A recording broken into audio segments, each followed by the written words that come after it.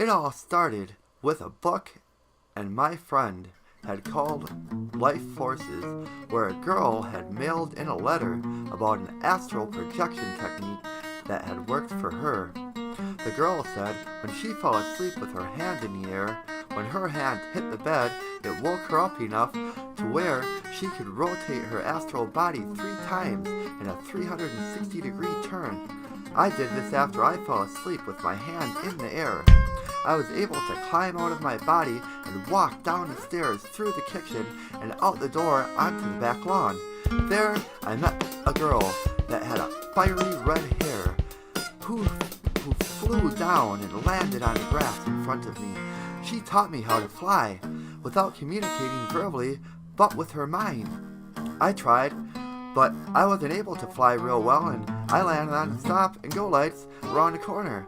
I tried it again, and we flew off into the night.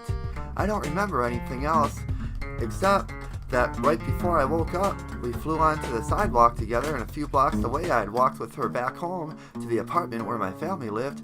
I thought I'd do one more last thing before I climbed back in the body and told my mom and dad about my experience. So I dove through the sidewalk and came back out of it. Then I walked back home and climbed into my body and woke up. I went downstairs into the kitchen in reality, but by the door that I had passed through in my dream and told my mom about my experience. Then I asked her if she had a Yellow Pages so that I could find a place that sold books on astral projection. I found a New Age store that sold them, and I started there for parties and everything after a while. They told me where a better New Age place was that I could vacation at, right around the corner from them. And I did. My mom gave me extra money, and I took a 6-day vacation at the Theosophical Society. And I still go there to this day. I think they're a great place because they don't believe in the use of alcohol in their religious ceremonies.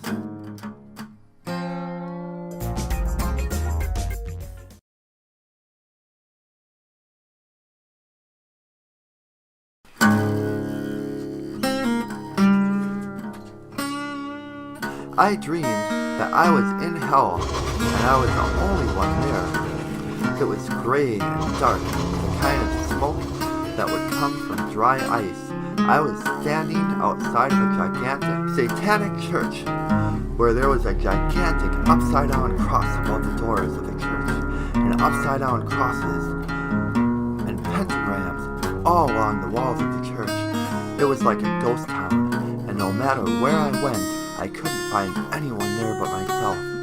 Still, I could always see the church because it ran through the city. Later, in reality, Dan Laughlin and I went to see Rush playing in Milwaukee at the Marcus Amphitheater on the Summerfest grounds, and a guitar player from Rush was telling the audience that he had this exact same dream of mine.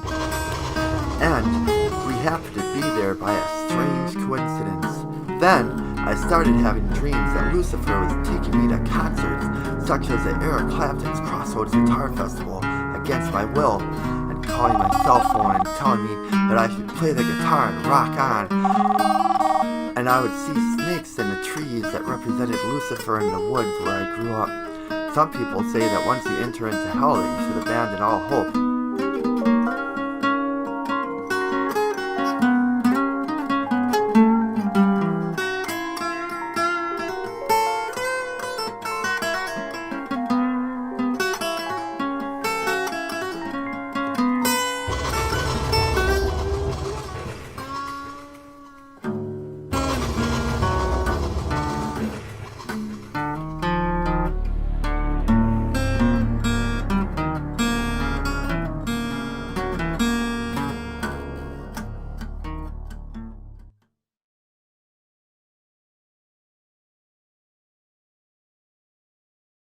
I was dreaming that I was hanging out with all my friends that I normally hang out with in reality. And then I warped through this tunnel really fast.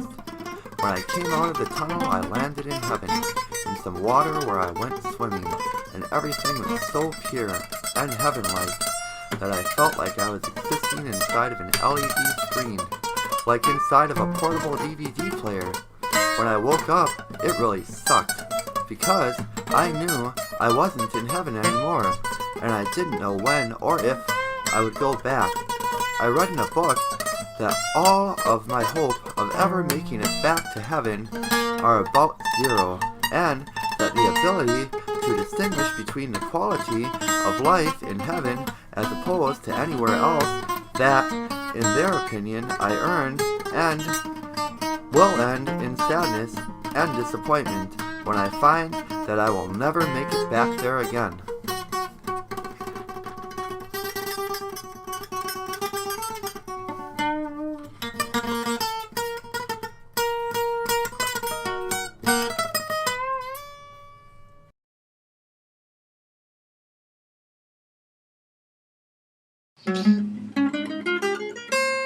One, two, three, 4, 5, 6, 7, 8, 9, 10.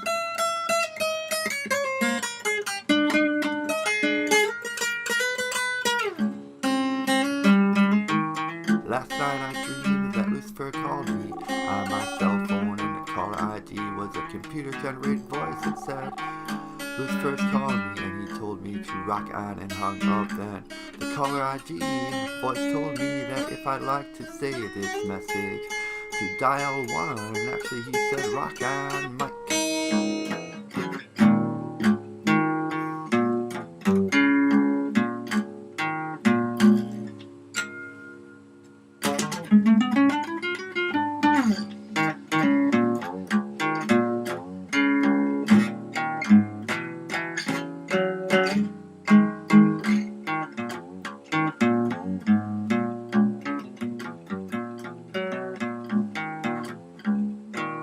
Rock on! 911 on the sun is fun. Cell phone operator, 911 for the guns. Madness never stops.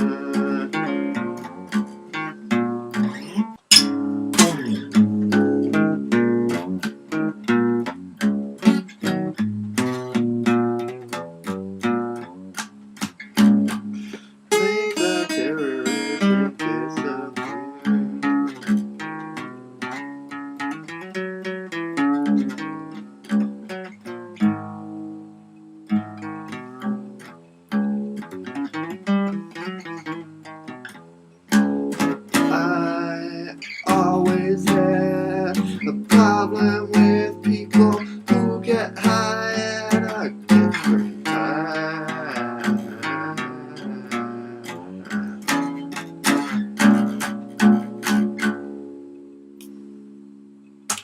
$491 differences between us.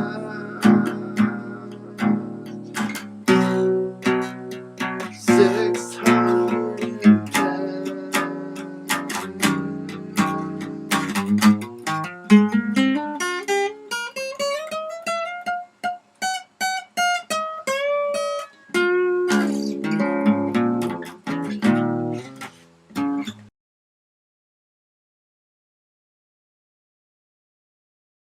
I was in a deep sleep in my old room in Fairyland, saying the word "sing" out loud over and over again so my mom could hear me.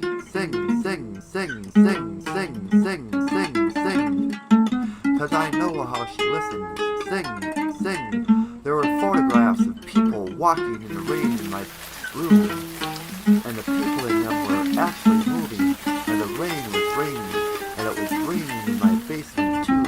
But we did not get wet.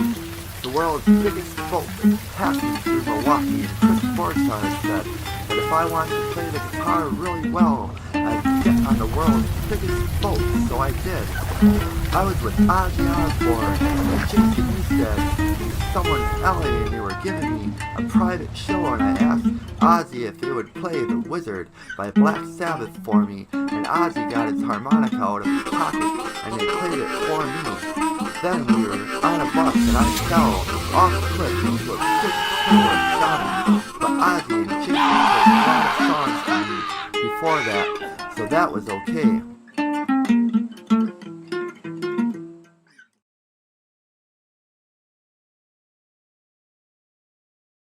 I was in study hall in my dream, and I was writing Metallica on the study hall desk.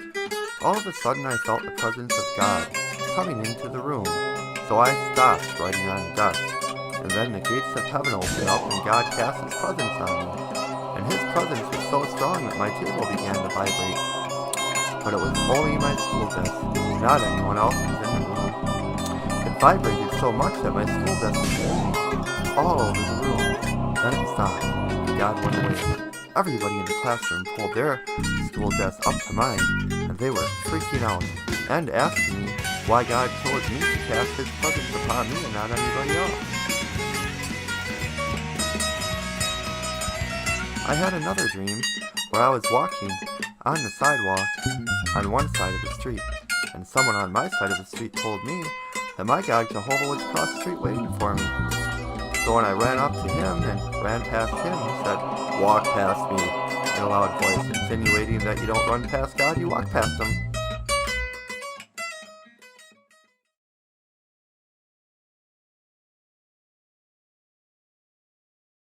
I was sitting in a stream in a lawn chair, and on the left of me, water was coming down from a mountain, and on the right of me, water was coming up from deep below the valley. And there was a tower of white feathers in front of me, suspended in midair, reaching up to the sky. And I said to someone, "Isn't it neat how no matter if the water comes from the mountain above or the valley below, it all flows to me?" And then I said, "Look at the tower of feathers. It reaches all the way up to the sky."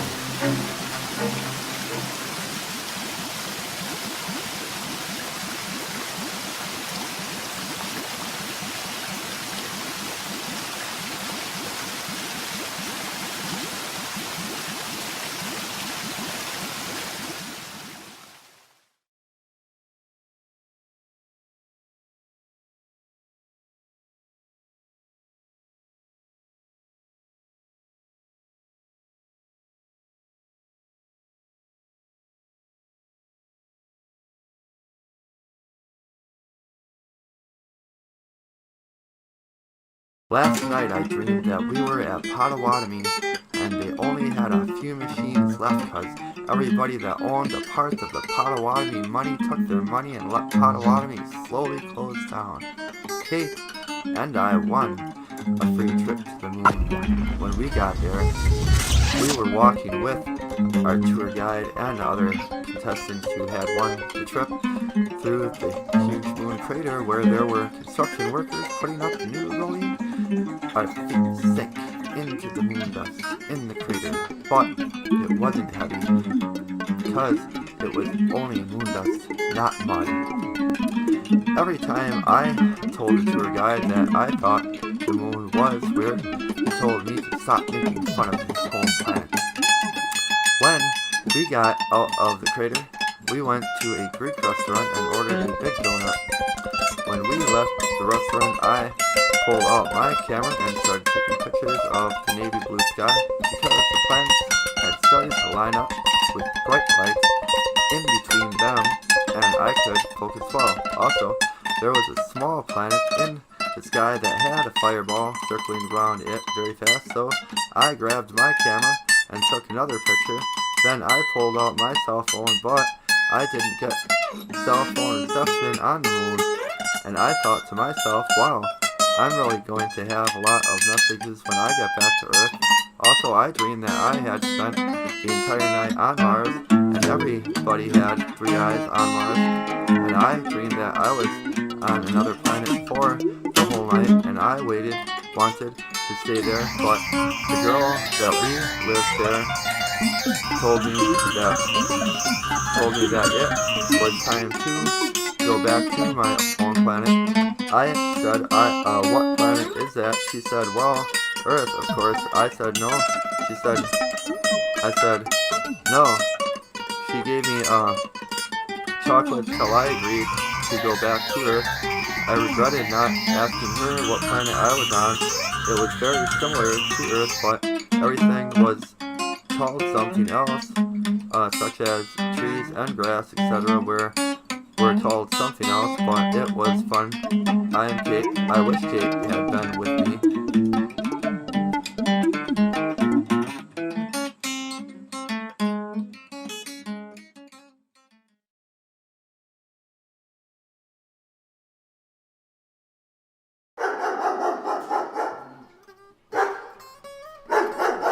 A few nights ago, I dreamed that some dogs were underneath the bleachers that I was sitting on, and they were all trying to burn me with cigarettes. My friend Jeff, who was in AA, said, "What's old? Yesterday, not sure if this was a dream." I was sitting next to a girl, and a girl on the phone told me to hold on. When the girl who had told me to hold on came back on the phone, the girl who was sitting next to me got jealous and stood up and moved to the couch across the room facing me. A quarter for the yo-yo and pennies on the stairs. A casual girl looking for something to do and someone to hang out with. What are you doing tomorrow? She said to me, and I didn't know you were supposed to smoke these. meaning my cigarettes. Keep good thoughts in your mind. Have a mind of your own, imagine. Same here. And here. And here. Shh! I didn't know there were any of you nice guys left. Attention, Mike. You now have the rest of the day off. Brian Cayley, and here. You're high, Mike. And I asked Timothy Leary how much acid he had dropped, and he said 20 or 30 pounds, and I asked him if we really did more acid than anyone else, and he said, yeah, I guess I just need to grow up. You're high, Mike. Timothy Leary, and here. I dreamed that I was in a bar twice, and both times I decided to have a cigarette, and Bobby Wilbur's brother, which he does not live in reality, Ron Wilbur, was sitting next to me, and I told him that I used to be at his house every day, which he didn't comment on. Then this huge snake came up into the bar from extremely far below, and I thought it would make a nice pet.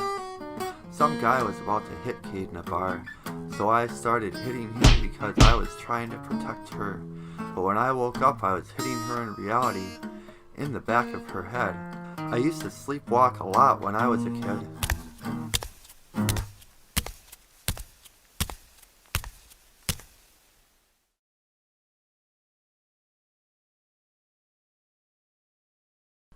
Some guy told me that cigarettes weren't my friend, but Kate is my friend. Arkansas dream. Kate was asleep in the shop, and this guy was there and pointed at me saying, "Your friend is right there. Cigarettes aren't your friend." I lost my wife and my cell phone. Hey, that's a nightmare. And everyone is trying to replace my wife. And everyone was trying to replace my wife and my cell phone, but I didn't want a replacement. I wanted my wife and my cell phone, so I headed off into the night, in the pouring rain by myself, to find them. Also, Arkansas stream, giant people followed me and took to a party where there were naked girls in hot tubs and wall-to-wall cell phones to choose from. Plus, my mom poked her head through the window and told me to quit smoking. Quit smoking! I played the guitar for 4 or 6 hours in front of some people in a living room with the new strings Bob Schweitzer baby. "Ladies and gentlemen, Mike Schank," he said. When he came back to get me, I was playing really good. Earlier I had seen a red vine with red leaves that moved and had lobster and crab claws on it. Too bad I couldn't find it the second time to show it to my mom. I was lying on a couch, like this Kate. Look, I was wearing the bracelet we bought at an antique store in Cedarburg. When I woke up, this arm was trying to break the other arm in my sleep. Not a dream, religious bracelets. I was hitting my bedroom wall as hard as I could, and in reality, I had scabs on my knuckles for 2 weeks. Had it been a brick wall instead of a wood wall, I would have broken my hand. Before I went to sleep that night, I was watching an Anton LaVey video. Anton LaVey was the leader of the official Church of Satan in California. He died on Halloween night. Shortly after that, my sister was born on Halloween day. Attention, Mike. You now have the rest of the day off, Brian Gailey told me in a dream. Shot himself in his head when he was getting married in reality. I had to go to prison for 25 years, and it didn't really bother me. I was in my cell with my mom and my wife and a prison guard. Then my mom and my wife left, and I went to get a warmer blanket. Then my wife woke me up in reality. Someone who works at Pick and Save handed Kate and I a card good for $50 worth of free food. Don't know if he spent it, but how do you eat food in a dream? There was a young girl standing in front of me naked. She looked like she couldn't have been more than 18 years old. Did you card her? I dreamed that a guy told me to spit in my hands. The night after Courtney spit in my hands in reality, closer to gravity, when we were hanging out. More dreams. I was hanging out with Ozzy Osbourne, and I was about to show him my guitar when Kate woke me up. I was smoking my pipe, and the guy next to me said, "Why don't you just finish it?" My friend Ronald lived to be 94 years old in reality, and said that I should say thank you after I finished my stuff, not before, such as clean my plate, etc. My mom and dad were at Claude's on Hampton. I was wearing case jeans that looked dirty when they're new, which means they're clean.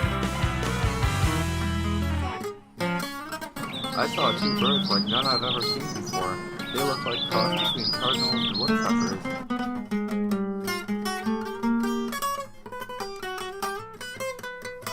I bought 2 $5 lottery tickets and won a whole shitload of money. Is money shit?